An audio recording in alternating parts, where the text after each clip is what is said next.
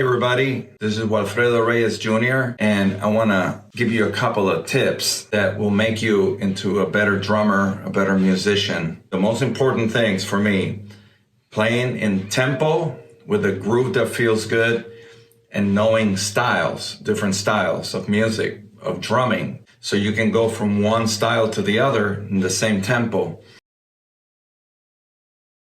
One thing that I really love is the rhythm watch by Tama.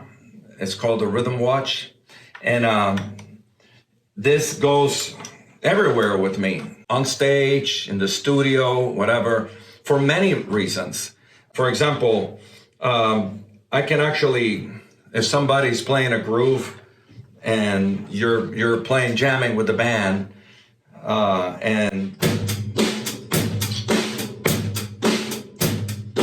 and the guys go, man, that's really great. If that feels great, what tempo is that? So you can click it here. You can click it here and find out with the tap tempo, any song you're playing, what tempo is it? Fills should be like punctuation. It should be like the ending of a verse or a chorus or an in-between or a space that is left open for you to comment on the song. It's almost like a conversation. And so it should help punctuate the groove, not take away from the music to show off your skills, unless you got a drum solo feature, and that's a different story. But for example, you can play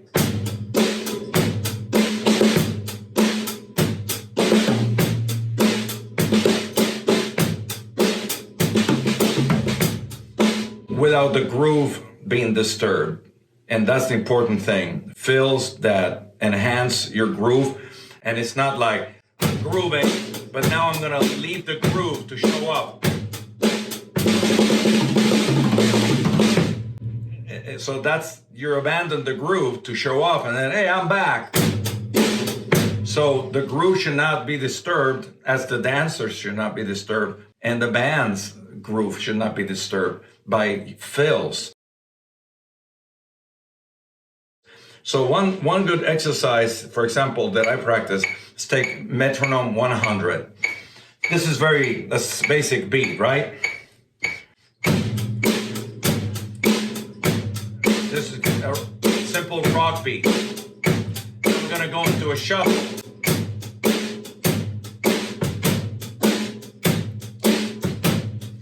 Double time.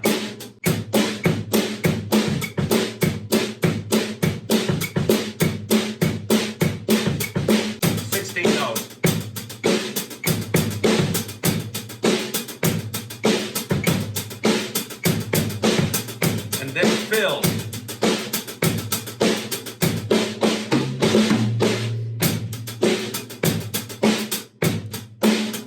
Fill.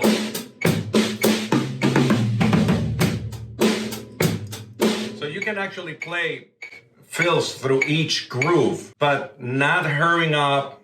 You know, basically you practice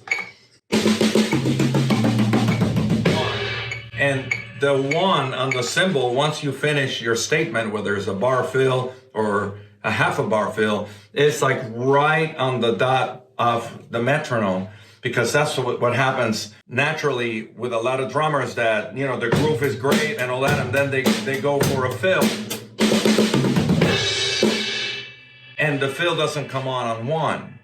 And this is something that actually, when I joined the band Chicago, one of our leader CEO from the band, Lee Lockney, when I got the gig, he says, Wally, congratulations on getting the job with Chicago. You're now the official drummer with the band Chicago. There's one thing I will ask of you. And I said, sure, what is it? He goes, I never want to worry where one is after one of your drum fills. And I promise that will never happen.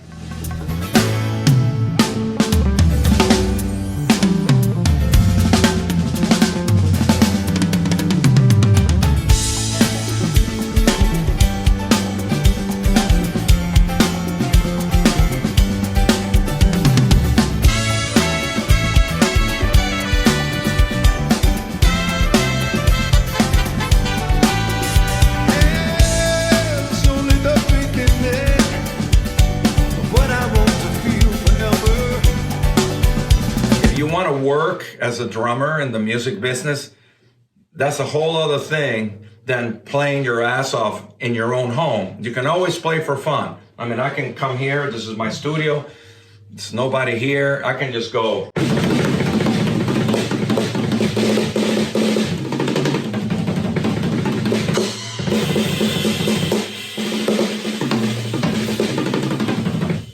That's just playing, letting it out.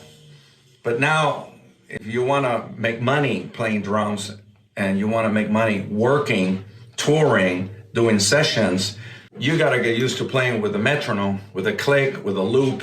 With all the jobs that I've done, recording jobs for movie soundtrack, television soundtrack, CDs for different artists and bands, working with Santana in the studio, Chicago, Steve Winwood, live and recording, I've used either this or something like it.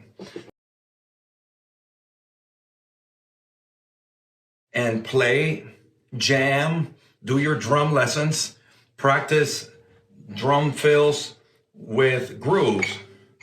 2.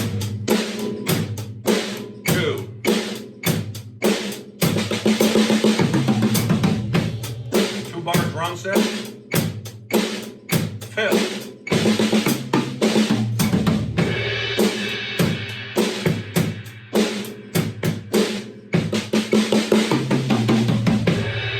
Practice eighth notes, quarter notes, triplets, 16 notes, fills, and get really used to playing with different tempos, with different grooves. And that way, when the time comes, you've done it so much that it's just natural to you. So that's something that I find that is really important, because when you start working as a musician for different people, or your band, or in the studio for a producer, or you get a call, that's why they call you, because you can groove and you can play comfortably the tempos that they have in mind. I just don't preach. I practice what I preach. So I was practicing something like that.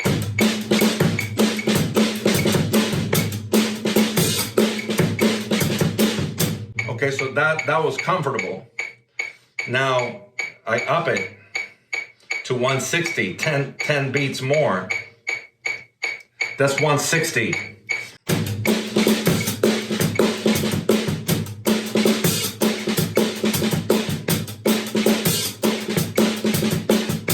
So right there, I have to work out more because it's faster. So then I started upping it and upping to see how fast can I get that is now uncomfortable for me. And that's the tempo that I know I have to practice and work out more. Not 150, like 165 and over. That's another way for you to write down, okay, I've been doing these exercises, I've been doing these drum lessons at this tempo. So what did you do? You just gave the drum lesson perfect at 100 and something. Just up the tempo.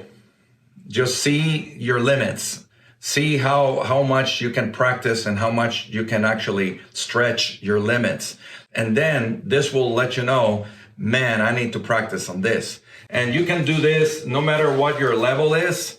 You can actually be simple, or if you want to like add fancy fills or whatever, you want to practice syncopation, as long as you know that the fancy fills, sometimes they don't do justice to the groove. It's actually disturbing. So the music. So you need to play a fill that is going to complement the song or the part. And it can be syncopated. Like, for example, like, you know, you can actually go back to like where we were in 100.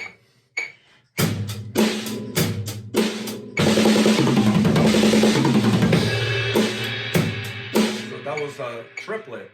And that's a little more complex than, right? But whatever it is has to be honored in the slot. It cannot just be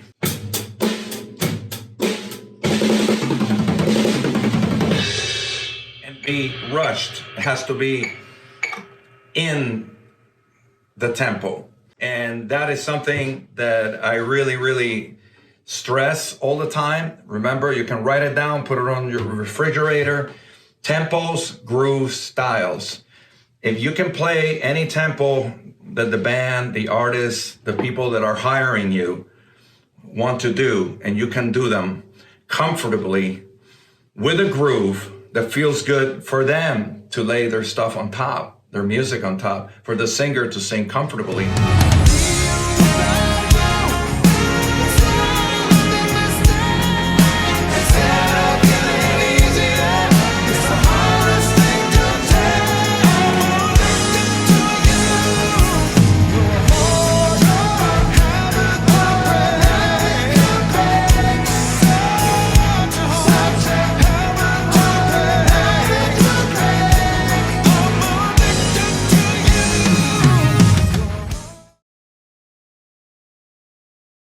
There's many, many, many different styles of music. Bossa nova, samba, Latin music alone, there's tons. But it cannot just be syncopation like...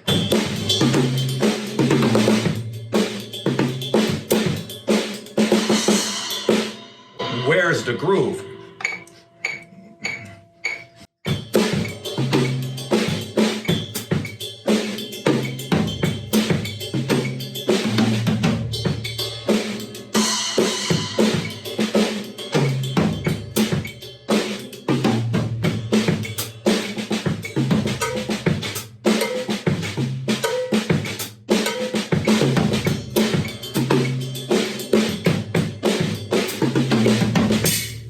Whatever you do, try to play with a consistent tempo. So when you don't have that metronome, if you're just gonna jam with musicians and all that, just you bring it automatically. And you know your grooves, you know your tempos, and you know your styles. You are working for somebody that is paying you money, and it's not just about wailing on the drums. It's about cutting the job. And remember, there'll be tempos, there'll be grooves that you need to play to make the song feel good, and they'll ask you to play different styles. And sometimes the same song can be in a different style. You can play one song like a Latin thing, and then they'll go, oh, can you play it more like rock? And go, oh man, you know what? I have an idea. Can we shuffle this instead of just straight eighth? You got to be prepared for all of that in whatever tempo you're playing in. Switch grooves, styles, in the same tempo. So, like I said, let's review a little bit.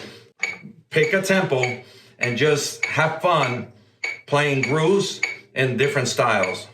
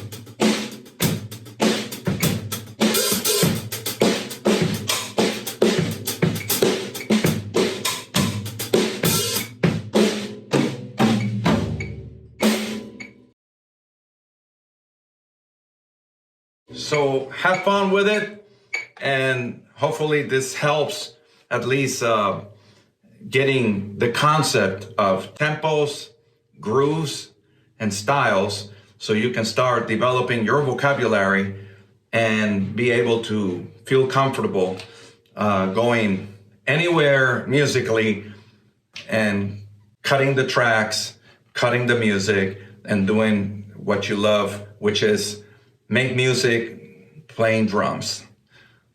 Take care.